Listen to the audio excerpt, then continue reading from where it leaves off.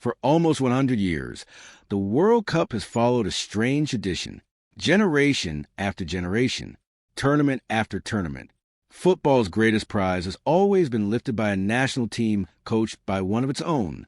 No foreign manager has ever won the World Cup with another nation. Not once. And if that tradition survives once again in 2026, then several football giants could have a problem. Brazil, England, Portugal. But before Portugal can even think about ending history, before they can dream about lifting the trophy in New York, before Cristiano Ronaldo can chase the one achievement still missing from his legendary career, there is a much more immediate challenge: the Democratic Republic of Congo. Now, on paper, this looks straightforward. Portugal are among the favorites. DR Congo are one of the outsiders. But World Cups have never cared much about paper. They care about pressure. They care about moments. And they care about what happens when expectation collides with belief. Because while Portugal arrived carrying dreams of glory, DR Congo arrived carrying something equally dangerous: freedom. And that's why this match is far more interesting than many people realize. Before we begin, if you enjoy World Cup previews, football documentaries, and tournament analysis throughout the competition, subscribe to the channel because there are some huge stories still to come. Now let's get into it. Whenever Portugal enter a major tournament, the conversation usually starts with one name: Cristiano Ronaldo. And even now, after everything is achieved, after all the records, trophies, goals, and unforgettable moments, the World Cup remains the one prize that continues to define the final chapter of his international career. Think about that. European Championship winner, Nations League winner, one of football's greatest goal scorers. Yet every World Cup still feels like unfinished business. That's what makes this tournament different. Every match matters. Every opportunity matters. Every mistake matters. Because nobody knows how many World Cup games Cristiano Ronaldo has left. And that creates pressure, not just on Ronaldo, on Portugal, on the entire squad. Because this generation is too talented to be remembered only for potential. Look at the names: Diogo Costa in goal, Ruben Dias at the heart of the defense, Joao Cancelo and Nuno Mendes providing width, Vitinha and Joao Neves controlling midfield, Bruno Fernandes creating chances, Bernardo Silva finding space, Rafael Leao stretching defenses, and Cristiano Ronaldo leading the line. This isn't simply a talented team.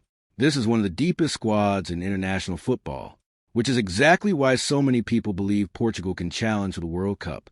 But tournaments are rarely won by talent alone. And that's where the Real story begins. Because Portugal aren't the only team arriving with confidence.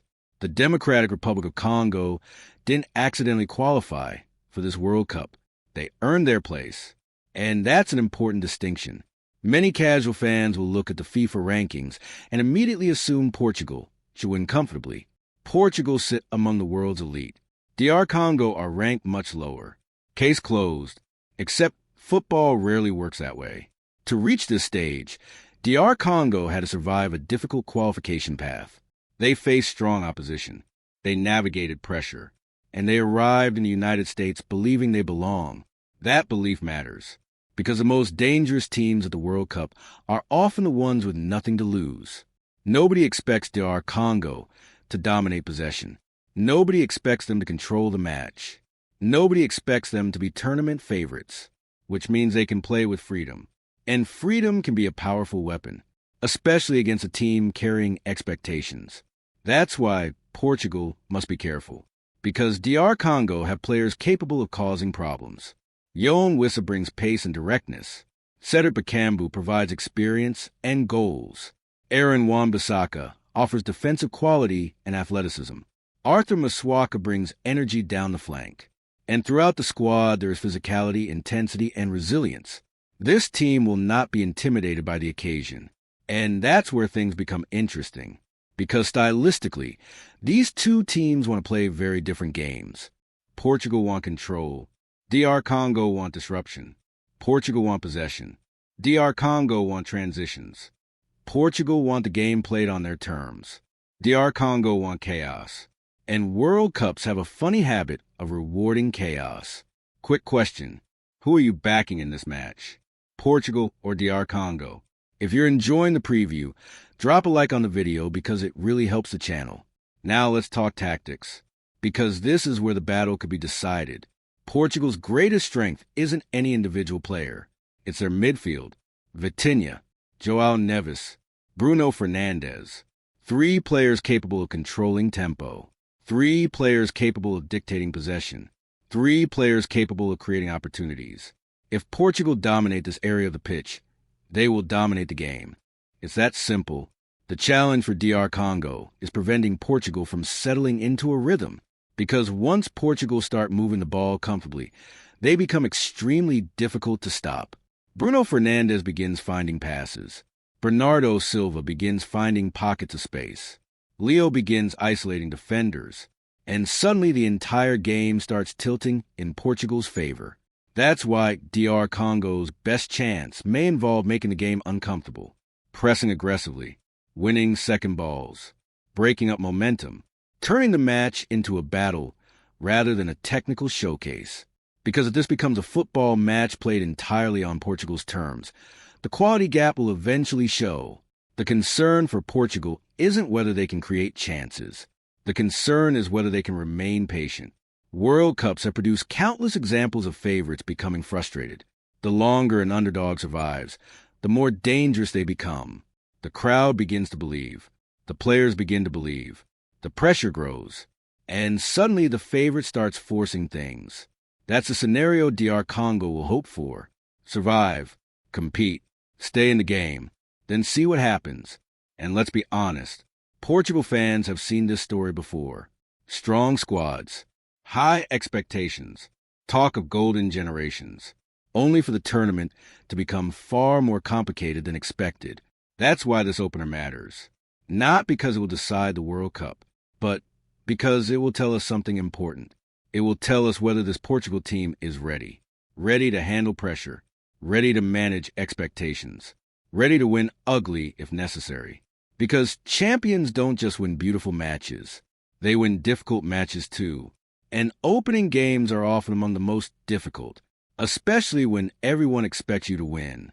For DR Congo, the objective is different. This is an opportunity. A chance to announce themselves to the world. A chance to prove they belong on football's biggest stage. And perhaps most importantly, a chance to create a memory. World Cups are built on moments like that. Moments nobody sees coming. Moments that change tournaments. Moments that become part of football history. That's why Portugal cannot afford complacency. Because DR Congo don't need to be better for 90 minutes. They only need one moment. One mistake. One counterattack. One set piece. One opportunity. And suddenly the entire conversation changes. Still, when I look at this matchup, I keep returning to one thing. Quality. Portugal simply have too much of it. Too much creativity. Too much experience. Too many players capable of changing a match in an instant. I expect DR Congo to compete. I expect them to frustrate Portugal at times. I expect them to create opportunities. But over 90 minutes, I believe Portugal's depth will prove decisive. My prediction? Portugal 3. DR Congo 1. Not a comfortable walk. Not a perfect performance. But a professional start to the tournament. And perhaps the beginning of something much bigger. The bigger question is what happens next. Because if Portugal win convincingly, people will start talking. Not just about qualification. Not just about the knockout rounds. But about the possibility of a genuine World Cup run. And if that happens, Cristiano Ronaldo's dream remains alive. Before we finish, let me know your prediction in the comments. Can DR Congo produce the first major surprise of Group K? Or are we about to witness the beginning of Portugal's most important World Cup campaign in years? One way or another, we'll find out soon. And for Portugal, the journey starts now.